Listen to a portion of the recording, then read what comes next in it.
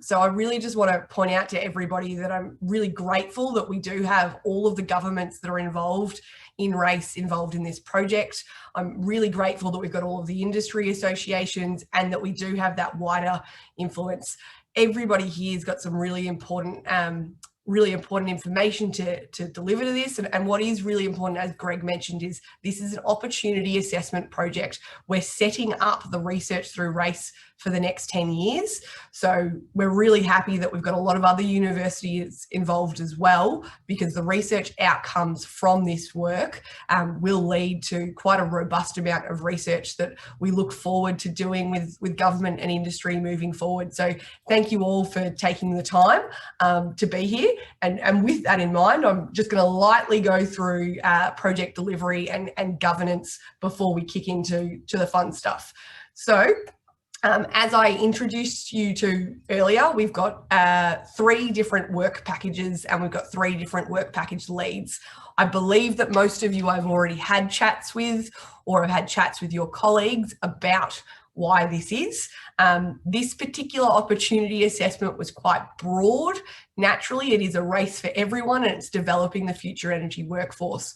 So work package 1 that Jay is leading on is very much about looking at the future of what is the market size of the clean energy industry. We're really grateful to have the Clean Energy Council involved in this because of the work that UTS and the Clean Energy Council have previously done on renewable energy jobs, but we're looking forward to expanding that to also the demand side of the energy sector. And indeed, Jay will go into some more detail about that shortly.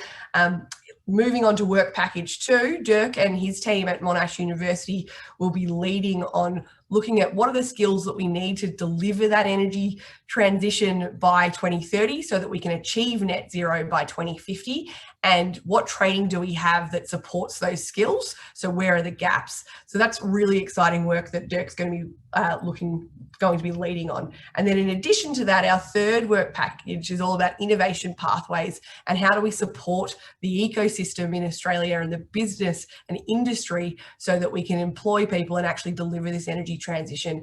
And Sam from UTS is going to be leading on that as well. So in effect, we've got these universities leading on the work packages and different people. The role of the Energy Efficiency Council is working with all of you and supporting you. And then the Australian Power Institute and the Energy Efficiency Council will be there as reviewing of the research and information, whereas Climate Kick and Energy Lab and Startup Bootcamp and Ultima Capital Partners are working quite closely with Sam on work package 3. So that's our project team that's meeting regularly to get this project off the ground. And then more broadly, we have our industry reference group. So I've sent all of you terms of reference. There's nothing crazy in there whatsoever. It's more or less that this industry reference group is an advisory body. We want to be following your advice. We would love your advice. So we have these meetings. There is, in terms of general meetings that are generalised, there's this one as the kickoff, and then we'll have another one once we have the draft report in May. But outside of that, all of our meetings will be for the specific work packages. So you're welcome to come to every work package, and you're welcome to just come to the ones that are relevant to you, or to send colleagues to different ones.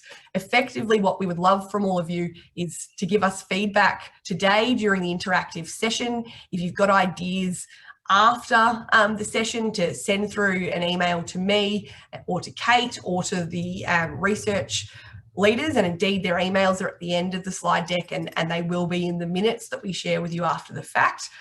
The project plan we'll be discussing with you today, so feedback live would be great, feedback after the fact is also great, and then we will have a draft report in May, which we would appreciate it if everybody reviews and gives us feedback on. And then also if you get involved in the other processes that we have throughout this. So when we have work package specific working groups, to give us feedback at those points. And then finally, the last thing is the final report. Now, it's not common to give feedback on a final report, but the difference is this final report is setting up a research roadmap for RACE for the next 10 years. So we're not necessarily looking for feedback once we have the final report. We're looking for opportunities to collaborate with you and to get the ball rolling. Now, importantly, that doesn't mean that everybody that's involved in this project needs to be involved in the next projects, but we really want to the springboard to useful, meaningful, impactful research. So please, once we have it, give it a review, give me a buzz, give the other researchers a buzz, give other people in this industry reference group a buzz, because we really want to lead to useful research that's going to help deliver the transition.